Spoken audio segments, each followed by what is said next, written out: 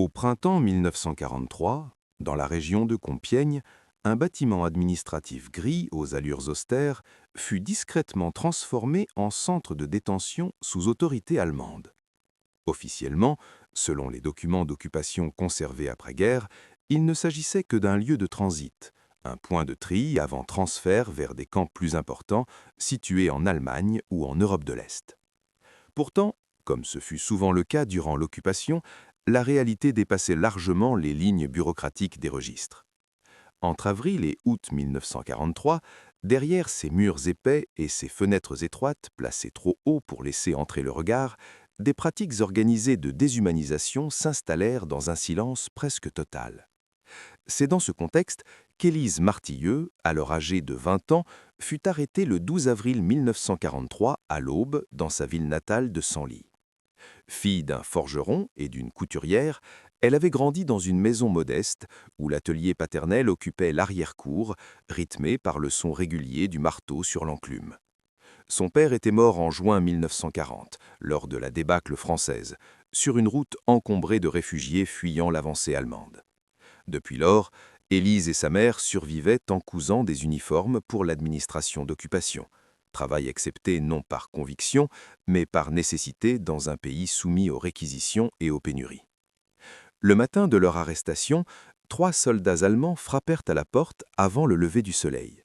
Ils invoquèrent une dénonciation pour possession d'un poste radio clandestin, accusation fréquente à l'époque et souvent utilisée pour justifier des arrestations arbitraires. Aucune preuve ne fut présentée. Dans le climat de suspicion entretenu par les autorités d'occupation, la simple inscription d'un nom sur une liste suffisait.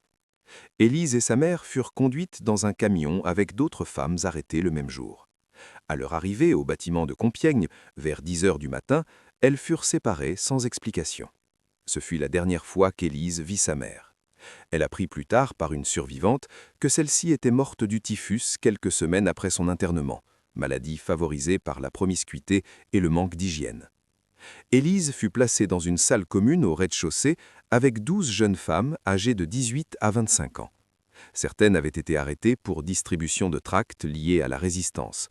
D'autres, comme elles, semblaient victimes d'arrestations de convenance. L'incertitude constituait la première étape de la désorientation.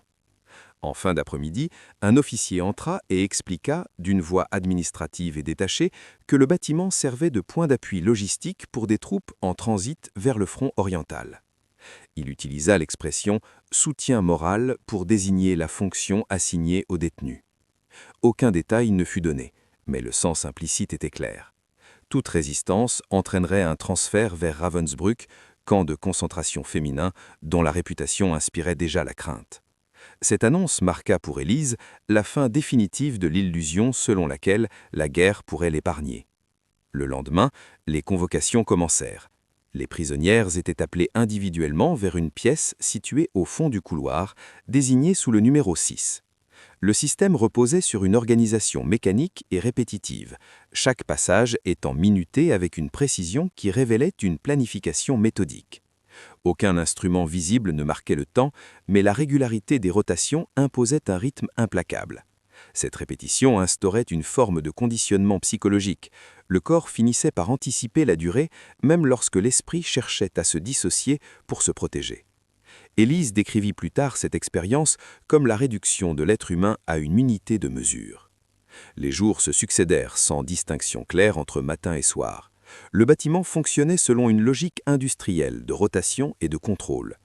La véritable violence ne résidait pas seulement dans les actes eux-mêmes, mais dans leur caractère organisé, normalisé, intégré à une routine administrative. L'attente devenait parfois plus éprouvante que l'événement lui-même, car chaque bruit de pas dans le couloir pouvait annoncer un nouvel appel. Cette tension constante instaurait un climat où la honte et le soulagement alternaient selon que le nom prononcé était le sien ou celui d'une autre. Élise observa que ce système visait à fragmenter la solidarité naturelle entre les détenus en les enfermant dans une logique individuelle de survie. Pourtant, au cœur de cette mécanique, des formes de résistance discrètes émergèrent. Une jeune femme nommée Simone, ancienne étudiante en philosophie à la Sorbonne, proposait chaque soir un cercle de récits. Lorsque les gardes se retiraient, les prisonnières s'asseyaient en silence et évoquaient leur vie d'avant. Un paysage d'enfance, une chanson, un livre aimé. Ces récits ne changeaient rien aux conditions matérielles, mais ils recréaient un espace intérieur préservé.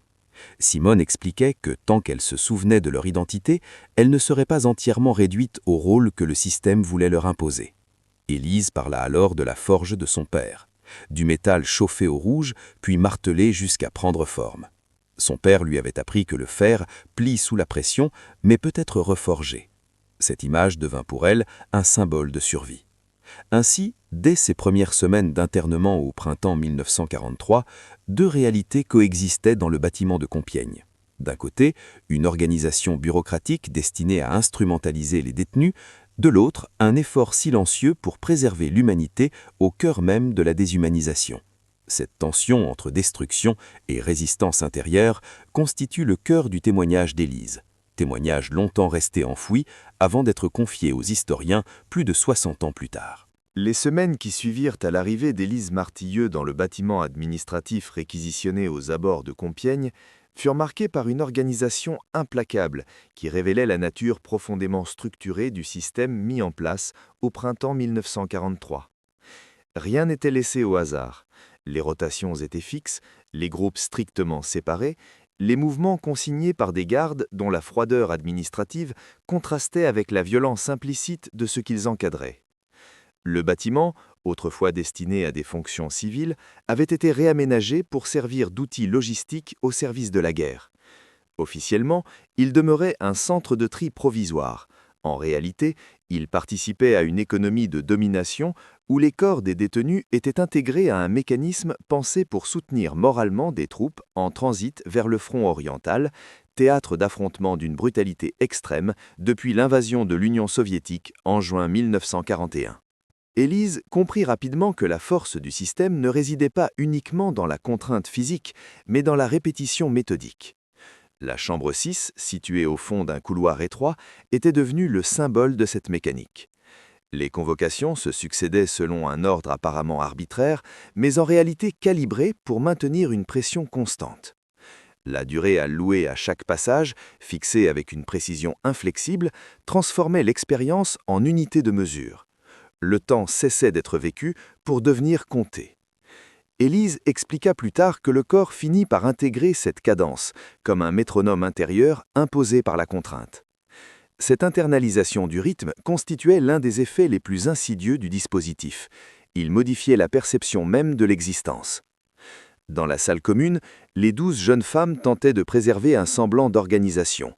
Thérèse, plus âgée que la plupart, veillait à répartir l'eau disponible et encourageait les plus jeunes à se reposer dès que possible. Marguerite, 17 ans à peine, alternait entre des périodes de silence profond et des larmes qu'elle s'efforçait d'étouffer. Simone, l'étudiante en philosophie, observait tout avec une lucidité presque clinique. Elle notait mentalement les horaires, les comportements des gardes, les changements de ton dans les conversations en allemand. Elle expliquait que comprendre le fonctionnement du système permettait de ne pas en être entièrement absorbé. En mai 1943, des rumeurs circulèrent dans le bâtiment au sujet de transferts imminents vers d'autres lieux de détention. Le nom de Ravensbrück revenait souvent dans les menaces prononcées par les officiers. Ce camp, principal centre de détention féminin du Reich, était déjà associé à des conditions de vie extrêmement dures. La menace de transfert servait d'outil disciplinaire, renforçant l'obéissance par la peur d'un sort jugé pire encore. Pourtant, malgré cette pression, les cercles du soir initiés par Simone prirent une importance croissante. Chaque nuit, lorsque le couloir retrouvait son silence relatif, les femmes s'asseyaient en cercle sur les paillasses ou à même le sol. Elles évoquaient des fragments de leurs vies antérieures comme pour reconstruire un espace mental autonome. Élise parlait de la forge paternelle à Senlis, du métal incandescent frappé avec patience jusqu'à retrouver une forme utile. Cette image du fer, capable de plier sans se rompre, devenait une métaphore partagée. Simone citait des auteurs étudiés à la Sorbonne, évoquant la liberté intérieure que nul système ne peut confisquer entièrement. Ces échanges ne constituaient pas une rébellion visible, mais ils représentaient une résistance existentielle. Ils empêchaient l'effacement total de l'identité. Un événement particulier marqua Élise au début de juin. Un soldat, jeune et visiblement éprouvé par la guerre, entra dans la chambre 6 et demeura assis sans agir, silencieux jusqu'à la fin du temps imparti. Ce comportement, répété plusieurs jours, introduisit une dissonance dans la mécanique habituelle. Un soir, il prononça quelques mots d'excuse en français hésitant. Élise ne répondit pas, incapable de concilier ses paroles avec le système dont il restait l'agent. Pourtant, cet épisode lui révéla une dimension troublante. Le mal pouvait s'incarner dans des individus ordinaires, insérés dans une structure qui diluait la responsabilité personnelle. Cette prise de conscience, qu'elle formula des décennies plus tard, rejoignait les analyses développées après-guerre sur la banalité du mal, concept popularisé par la philosophe Hannah Arendt. La discussion qui suivit dans le cercle du soir fut intense. Thérèse soutenait que chaque homme demeurait responsable de ses actes, quelles que soient les circonstances. Simone nuançait en soulignant la puissance des systèmes totalitaires, capables d'absorber les consciences individuelles.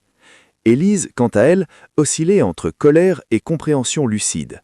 Elle ne pardonnait pas, mais elle percevait que la guerre avait transformé non seulement les victimes, mais aussi ceux qui obéissaient sans réfléchir. En juin 1943, les rotations commencèrent à se raréfier.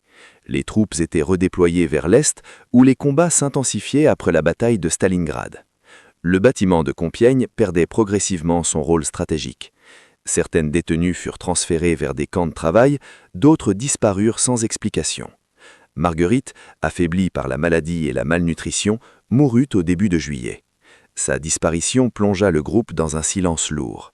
Pourtant, même réduites en nombre, les survivantes continuèrent leur cercle du soir. Elles n'étaient plus que 7, puis 5. Chaque récit devenait plus précieux, comme une braise fragile dans l'obscurité. Élise comprit alors que leur véritable résistance ne résidait pas dans un acte spectaculaire, mais dans cette obstination à se souvenir. Le bâtiment administratif demeurait un outil de domination, mais il ne pouvait confisquer entièrement ce qu'elle choisissait de garder en elle.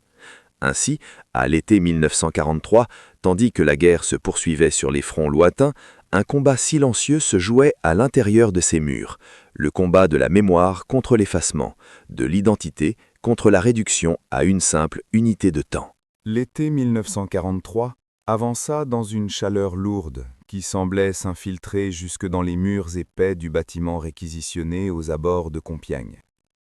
À l'extérieur, la guerre poursuivait son cours implacable.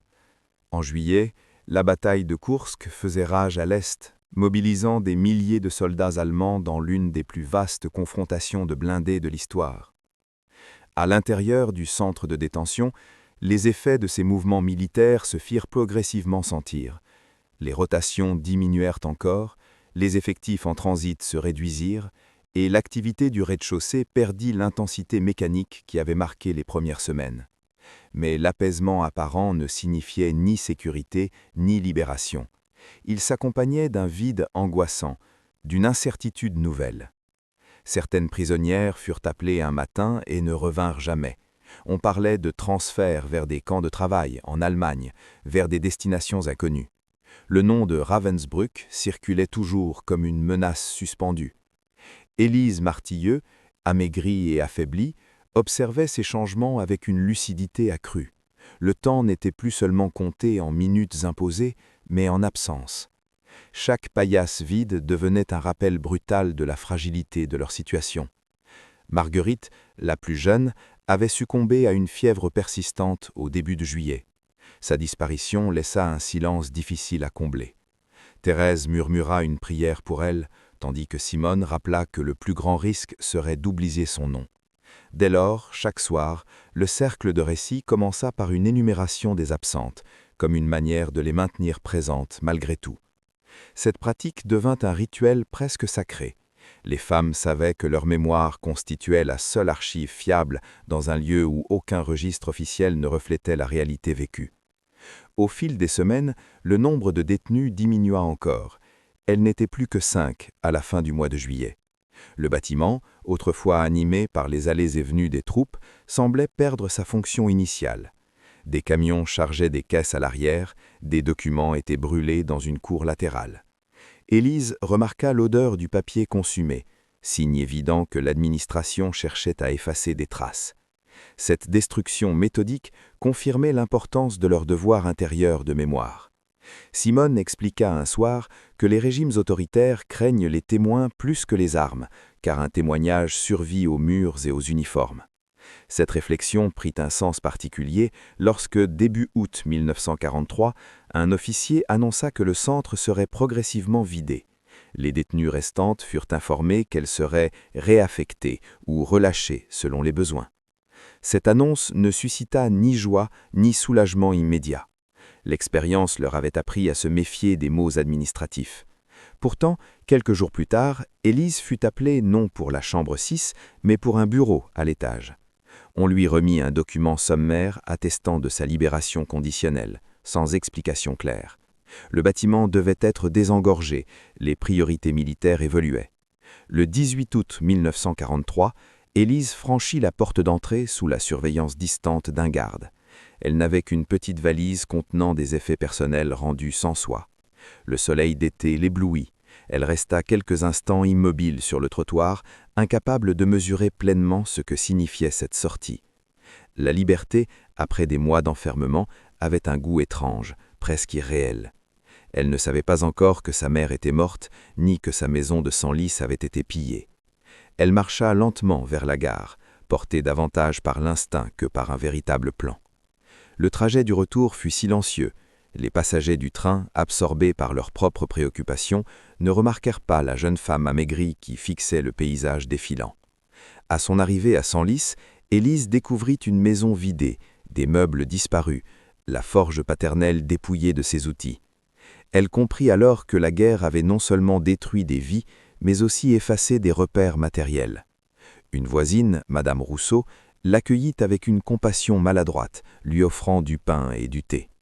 Les mots manquaient pour combler l'écart entre l'expérience vécue et la perception extérieure.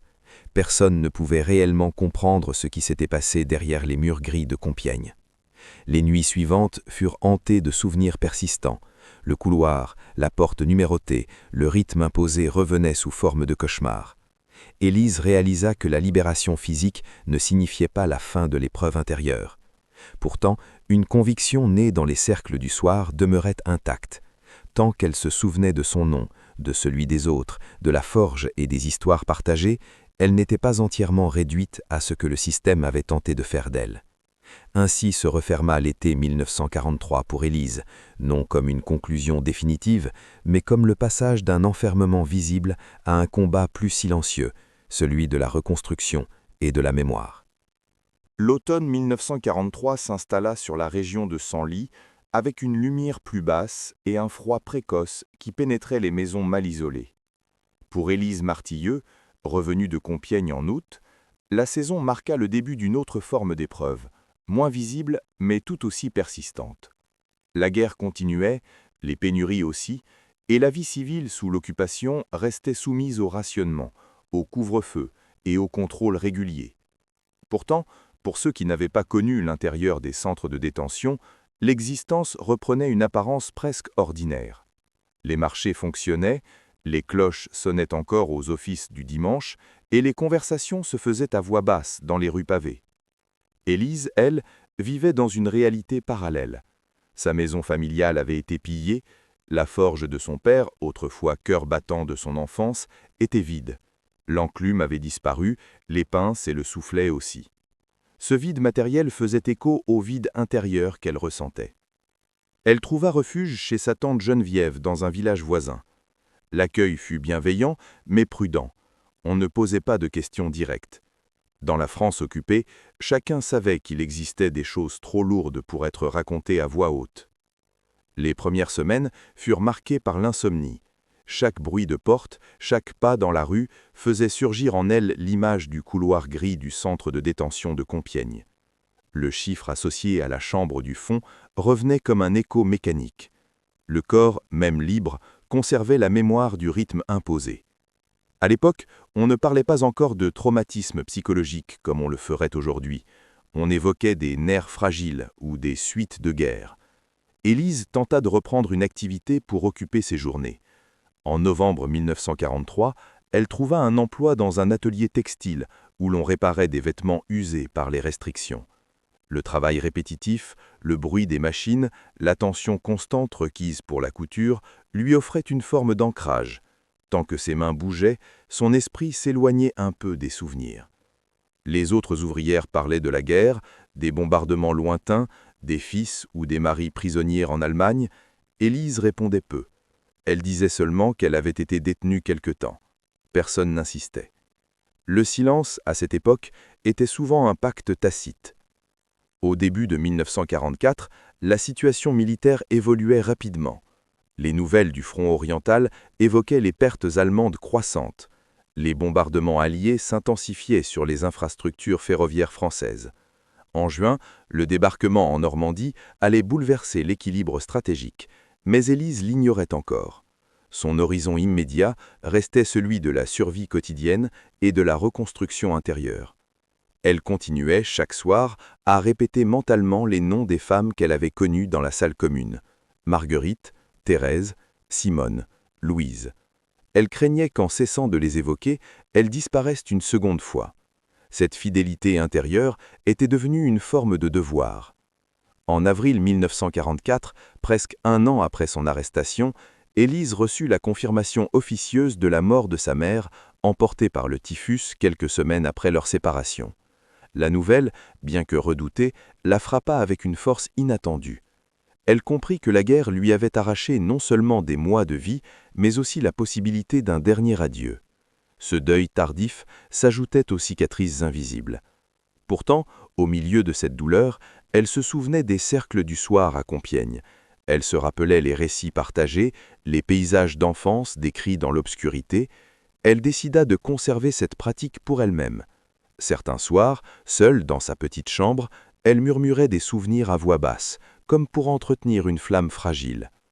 En août 1944, les troupes alliées progressaient vers le nord après la libération de Paris. La région de Senlis fut finalement libérée au début de septembre. Les cloches françaises réapparurent aux fenêtres, les cloches sonnèrent plus longtemps que d'ordinaire. Mais pour Élise, la fin de l'occupation ne signifiait pas la fin du combat intérieur. La libération apportait un relèvement collectif, mais les souvenirs demeuraient intacts. Elle se tenait parmi la foule célébrant le départ des troupes allemandes, consciente que beaucoup ignoraient ce qui s'était déroulé dans certains bâtiments discrets, loin des regards. L'automne 1944 ouvrait une nouvelle période pour la France, celle de la reconstruction et de l'épuration. Pour Élise, il ouvrait surtout la longue traversée de l'après, cette période où l'on tente de redonner forme à une existence que la guerre a profondément altérée. Elle n'avait que 21 ans, mais portait déjà le poids d'expériences qui la ferait vieillir prématurément. Pourtant, au fond d'elle-même, persistait l'image du fer chauffé dans la forge paternelle, frappé, déformé, mais capable d'être reforgé. Cette conviction silencieuse allait l'accompagner dans les années suivantes, alors qu'elle apprendrait à vivre avec la mémoire plutôt qu'à tenter de l'effacer. L'année 1945 ouvrit pour la France une période de transition délicate, mêlée d'espoir et de révélations douloureuses. Après la capitulation allemande du 8 mai 1945, l'heure était à la reconstruction matérielle et morale. À Senlis, comme dans de nombreuses villes du nord du pays, les façades portaient encore les traces de l'occupation, mais la vie reprenait peu à peu un rythme plus libre. Pour Élise Martilleux, cependant, la paix officielle ne signifiait pas l'apaisement intérieur. Elle avait 22 ans et se sentait plus âgée que certaines femmes de 40 ans.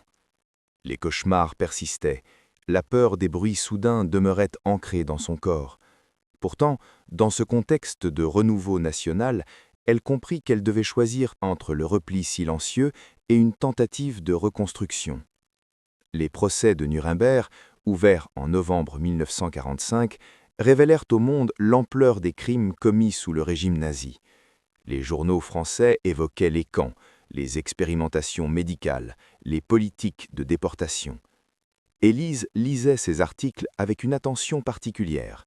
Elle constatait que certains lieux et certaines pratiques étaient enfin nommés, mais le centre discret de Compiègne où elle avait été détenue ne figurait dans aucun rapport public. Cette absence la troubla profondément. Elle comprit que ce qui n'était pas consigné risquait de disparaître de la mémoire collective. En 1946, elle décida de s'installer durablement à Senlis et trouva un emploi stable dans une manufacture textile. Le travail répétitif lui apportait une structure rassurante. Elle se levait à l'aube, marchait jusqu'à l'atelier, cousait des heures durant, rentrait le soir épuisée mais occupée. Cette discipline quotidienne agissait comme une digue contre les souvenirs envahissants. Les autres ouvrières parlaient parfois des années d'occupation, des dénonciations, des pénuries, des prisonniers revenus d'Allemagne.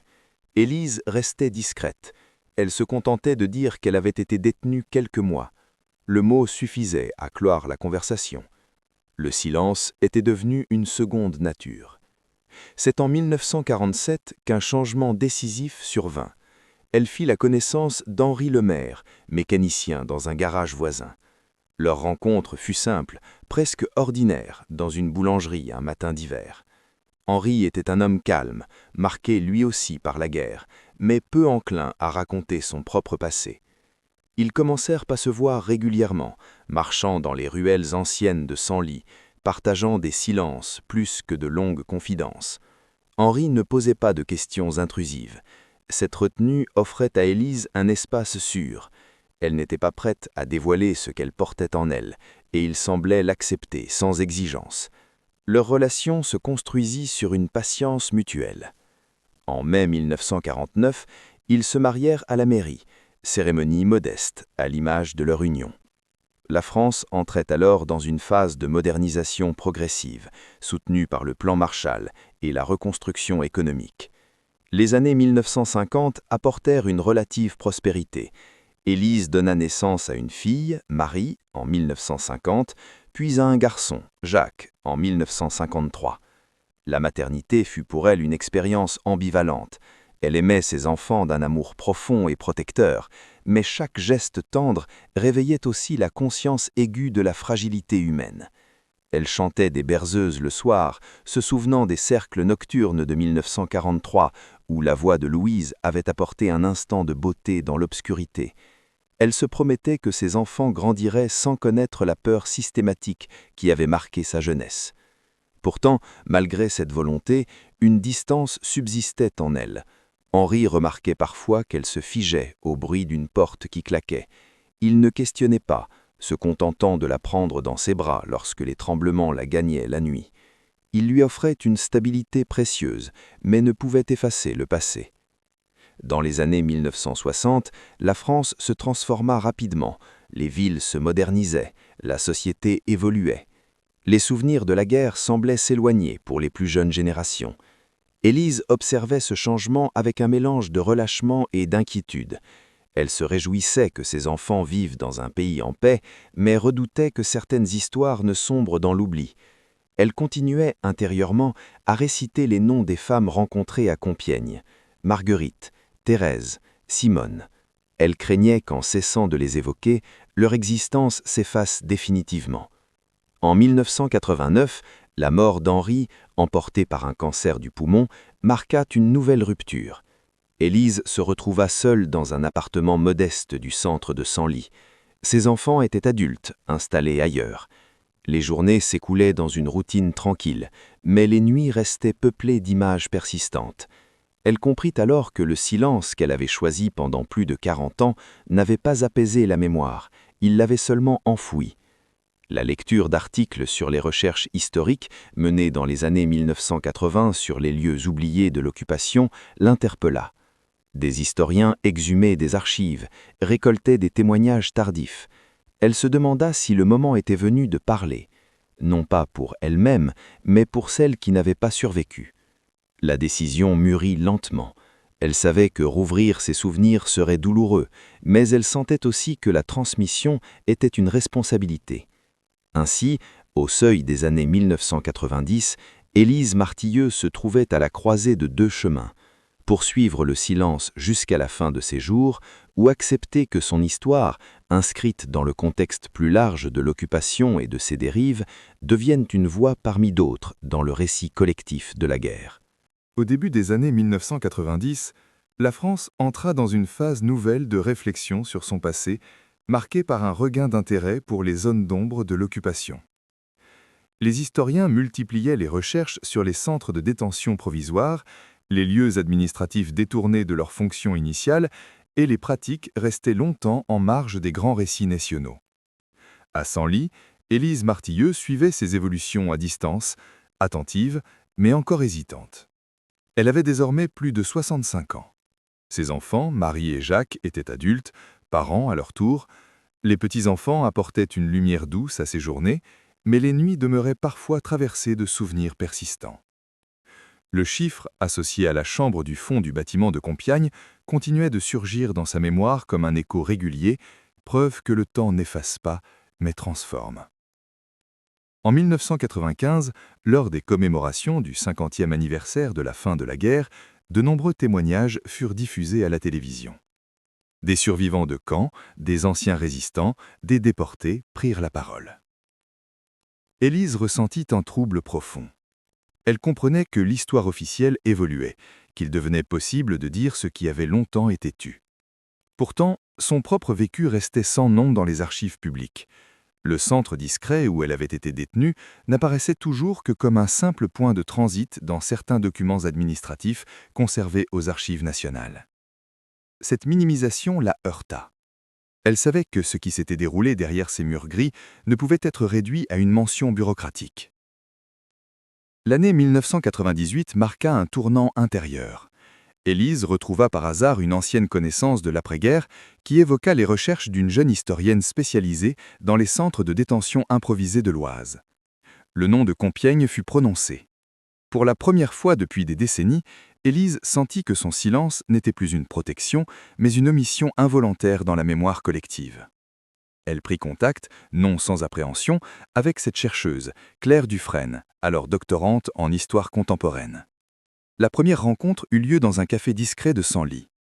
Claire, respectueuse et méthodique, expliqua qu'elle tentait de reconstituer l'histoire des bâtiments administratifs utilisés entre 1942 et 1944 pour des détentions temporaires liées aux besoins logistiques des troupes allemandes. Elle avait découvert un registre incomplet mentionnant plusieurs transferts au printemps 1943, mais aucun détail sur les conditions internes. Élise écouta longuement sans interrompre. Puis, d'une voix posée, elle déclara qu'elle pouvait compléter ce qui manquait au registre. Les entretiens débutèrent quelques semaines plus tard dans le salon d'Élise. Ils se déroulèrent sur plusieurs mois, à raison de séances courtes pour ménager sa fatigue. Claire enregistrait, prenait des notes, posait des questions précises sur les dates, l'organisation des lieux, les noms des détenus. Élise s'efforçait de répondre avec exactitude, consciente de l'importance de la rigueur historique. Elle décrivit l'arrivée le 12 avril 1943, la séparation d'avec sa mère, l'organisation mécanique des rotations, la chambre située au fond du couloir, les cercles du soir initiés par Simone. Elle insista sur les noms. Marguerite, Thérèse, Louise, Simone. Elle voulait que ces identités soient fixées dans les archives. Le travail de mémoire ne fut pas sans douleur. Certains souvenirs provoquaient des tremblements involontaires. Claire interrompait alors l'entretien, laissant le temps nécessaire. Peu à peu, un récit cohérent se constitua. Il ne s'agissait pas d'un témoignage spectaculaire, mais d'une reconstruction patiente appuyée sur des faits, replacés dans le contexte plus large de l'occupation et des redéploiements militaires de 1943. Les archives allemandes consultées à Berlin confirmèrent que des unités en transit vers le front oriental avaient stationné dans la région de Compiègne au printemps et à l'été 1943. Cette concordance renforça la crédibilité du récit. En 2001, un article universitaire évoqua pour la première fois publiquement l'existence de pratiques organisées dans ce centre administratif. Le nom d'Élise ne fut pas immédiatement cité, mais son témoignage en constituait la source. Pour elle, cette publication représentait une forme de reconnaissance tardive. Elle ne cherchait ni notoriété, ni réparation symbolique. Elle souhaitait simplement que l'histoire soit exacte. Les années suivantes, d'autres recherches vinrent compléter le tableau. Certaines familles découvrirent que leurs parentes avaient transité par Compiègne au printemps 1943. Des correspondances furent échangées. Des noms furent ajoutés à la liste initiale. En 2005, une plaque commémorative fut proposée pour rappeler l'usage détourné du bâtiment durant l'occupation. Le lieu lui-même avait été transformé, mais la mémoire, désormais inscrite dans des archives des publications, ne pouvait plus être effacée. Élise assistait à ces avancées avec une émotion contenue. Elle comprenait que son choix de parler avait permis d'inscrire une réalité longtemps ignorée dans l'histoire nationale. À plus de 70 ans, elle mesurait la portée de ce geste. Le silence avait protégé son intimité pendant des décennies, mais la parole avait offert aux absentes une place dans la mémoire collective. Ainsi, la seconde moitié des années 1990 et le début du nouveau siècle marquaient pour Élise le passage du souvenir intime au témoignage historique. Elle n'était plus seulement une survivante silencieuse, mais un témoin conscient que l'exactitude des faits constitue l'un des remparts les plus solides contre l'oubli. Au tournant des années 2000, alors qu'Élise Martilleux entrait dans sa 8e décennie, son témoignage commençait à circuler dans des cercles académiques plus larges. Les recherches menées par Claire Dufresne furent intégrées à un programme universitaire consacré aux lieux secondaires de détention durant l'occupation, souvent éclipsés par les grands camps plus connus. À Compiègne, où l'histoire du camp de Royalieu occupait déjà une place importante dans la mémoire locale, l'existence du bâtiment administratif utilisé au printemps et à l'été 1943 suscita un intérêt croissant. Les archives municipales confirmèrent la réquisition du site par l'administration militaire allemande entre avril et août 1943. Si les registres demeuraient lacunaires, les concordances entre documents et témoignages permettaient désormais d'établir une chronologie crédible. Élise, de son côté, suivait ces avancées avec un mélange de satisfaction et de gravité. Elle savait que chaque précision ajoutée consolidait la mémoire des fans qu'elle avait connus. En 2003, une conférence organisée à l'Université de Picardie invita Claire à présenter ses travaux. Élise, bien que fragile, accepta d'assister discrètement à la séance. Elle resta au fond de l'amphithéâtre, écoutant la restitution rigoureuse de faits qu'elle avait portés seule pendant des décennies. Entendre prononcer les noms de Marguerite, Thérèse et Simone dans un cadre académique lui procura une émotion profonde. Ces prénoms, autrefois murmurés dans la pénombre d'une salle commune, devenaient désormais partie intégrante d'un récit historique structuré. Cette transformation du souvenir intime en connaissance partagée marquait une étape essentielle. En 2005, la municipalité valida l'installation d'une plaque commémorative près de l'ancien emplacement du bâtiment, rappelant son usage durant l'occupation. Lors de l'inauguration, Élise fut invitée à prendre la parole. Elle déclina un discours officiel, préférant une déclaration simple et brève. Elle rappela que la mémoire ne doit pas nourrir la haine, mais éclairer la vigilance. Elle insista sur le fait que les systèmes totalitaires ne naissent pas soudainement, ils s'installent progressivement par l'acceptation de petites concessions et le renoncement à la responsabilité individuelle.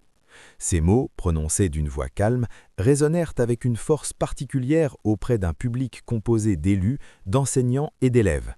Au fil des années, des classes de lycéens vinrent visiter le site et rencontrer Élise dans son appartement de Senlis. Elle recevait ces jeunes avec patience, répondant à leurs questions avec précision. Elle expliquait le contexte de 1943, la pénurie, la peur des dénonciations, la logique administrative qui transformait un bâtiment civil en instrument de domination. Elle décrivait aussi les cercles du soir, cette résistance discrète fondée sur le souvenir et la parole partagée. Les élèves, souvent silencieux, comprenaient que l'histoire ne se limite pas aux dates et aux batailles, mais qu'elle se compose de vies concrètes. Élise insistait sur un point essentiel. La banalité apparente de certains acteurs ne diminue en rien la gravité des actes. Elle évoquait le jeune soldat qui s'était un jour assis sans rien faire, puis avait murmuré des excuses. Elle ne cherchait pas à excuser, mais à expliquer la complexité humaine dans un système qui dilue la responsabilité. Cette réflexion rejoignait les analyses développées par la philosophe Hannah Arendt sur la banalité du mal, concept qu'elle citait désormais avec assurance, ayant lu plusieurs ouvrages depuis les années 1990. Elle expliquait aux jeunes générations que comprendre n'est pas justifier, mais prévenir. En 2009, Claire Dufresne proposa d'enregistrer un entretien filmé pour préserver la voix d'Élise pour les archives audiovisuelles régionales. L'enregistrement eut lieu sur 2 après-midi d'automne. Élise parla sans pathos excessif, privilégiant la précision des faits. Elle décrivit l'arrestation du 12 avril 1943, la séparation avec sa mère, la mécanique répétitive imposée dans le bâtiment de Compiègne, puis la reconstruction lente à Senlis après la Libération. Elle rappela que le silence, choisi pendant des décennies, n'avait pas effacé la mémoire, mais l'avait seulement contenue. En 2010, cet enregistrement fut intégré au Centre d'archives départementaux de Loie, accessible aux chercheurs et aux enseignants. Élise considéra alors que sa responsabilité était accomplie. Elle n'avait pas cherché la reconnaissance personnelle, mais la transmission fidèle d'un fragment d'histoire. Ces dernières années furent plus calmes. Elle continuait à lire, à marcher lentement dans les rues anciennes de Senlis, à recevoir ses petits-enfants. Elle savait que son témoignage survivrait à sa propre existence. La transformation de son vécu en document historique garantissait que les minutes autrefois imposées ne seraient réduites à une note marginale. Ainsi, la mémoire individuelle s'était muée en mémoire collective, inscrite dans les archives et enseignée dans les écoles, et commémorée publiquement. Pour Élise, cette évolution représentait la plus solide des réparations, non pas l'oubli, mais la reconnaissance. Le 18 mars 2013, dans une chambre d'hôpital située à Compiègne, Élise Martilleux s'éteignit paisiblement à l'âge de 84 ans. Le hasard géographique voulut que ces derniers jours se déroulent non loin du bâtiment administratif où, 70 ans plus tôt, sa jeunesse avait été brisée. Ce rapprochement n'était pas recherché, mais il portait une symbolique forte. Entre avril 1943 et mars 2013, une vie entière s'était déployée, marquée par le silence, la reconstruction, la transmission et finalement la reconnaissance. Ses enfants, Marie et Jacques, étaient présents auprès d'elle. Ils connaissaient désormais l'essentiel de son histoire grâce aux entretiens enregistrés en 2009 avec l'historienne Claire Dufresne. Pendant des décennies, Élise avait choisi de taire son passé pour protéger sa famille et préserver une apparente normalité. Mais elle avait compris, à la fin de sa vie, que le silence ne protège pas la mémoire, il la fragilise. Son choix de témoigner ne visait pas à rouvrir des plaies pour elle-même, mais à empêcher l'effacement des autres. Marguerite, Thérèse, Simone et les autres détenues du printemps 1943 ne disposaient pas toutes d'archives personnelles, de descendants ou de documents officiels attestant leur présence. Leur existence reposait en grande partie sur la fidélité du souvenir transmis par celles qui avaient survécu. L'enregistrement d'Élise fut versé aux archives départementales de l'Oise et consulté par des chercheurs, des enseignants, des étudiants. Des extraits furent intégrés à des programmes pédagogiques sur l'occupation, non pour susciter l'émotion seule, mais pour expliquer les mécanismes d'un système bureaucratique capable de transformer un bâtiment civil en instrument de domination. Les historiens replacèrent son témoignage dans le contexte plus large de 1943. La pression du front oriental après Stalingrad, les redéploiements logistiques, l'utilisation de centres secondaires pour soutenir les troupes en transit. Ils soulignèrent que ces pratiques, bien que moins connues que celles des grands camps, participaient d'une même logique de déshumanisation. En 2015, lors du 70e anniversaire de la fin de la guerre, une cérémonie spéciale fut organisée près de l'ancien emplacement du bâtiment à Compiègne. Une lecture publique des noms identifiés fut réalisée par des lycéens. Les prénoms prononcés à haute voix rompaient symboliquement le silence imposé en 1943. À Senlis, une salle municipale accueillit une exposition temporaire retraçant le parcours d'Élise, depuis son enfance dans la forge paternelle jusqu'à son témoignage tardif. La métaphore du fer qu'elle aimait évoquer devint un fil conducteur de l'exposition. Le métal chauffé, frappé, déformé, mais capable d'être reforgé sans perdre entièrement sa structure. Cette image parlait aux générations plus âgées, nombreuses à avoir connu la guerre ou ses suites. Elle rappelait que la résilience n'efface pas la blessure, mais permet de continuer à vivre avec elle. Les historiens insistèrent également sur une dimension essentielle de son récit, la banalité apparente des rouages humains impliqués. Sans jamais excuser, Élise avait reconnu que certains acteurs étaient des individus ordinaires pris dans un système totalitaire qui diluait la responsabilité. Cette réflexion rejoignait les analyses de la philosophe Hannah Arendt sur la banalité du mal, concept désormais étudié dans les lycées et les universités. Comprendre cette mécanique ne signifiait pas pardonner, mais prévenir. Le témoignage d'Élise offrait un exemple concret pour illustrer comment la déshumanisation s'installe progressivement à travers des décisions administratives, des ordres exécutés sans réflexion critique et une obéissance qui remplace la conscience.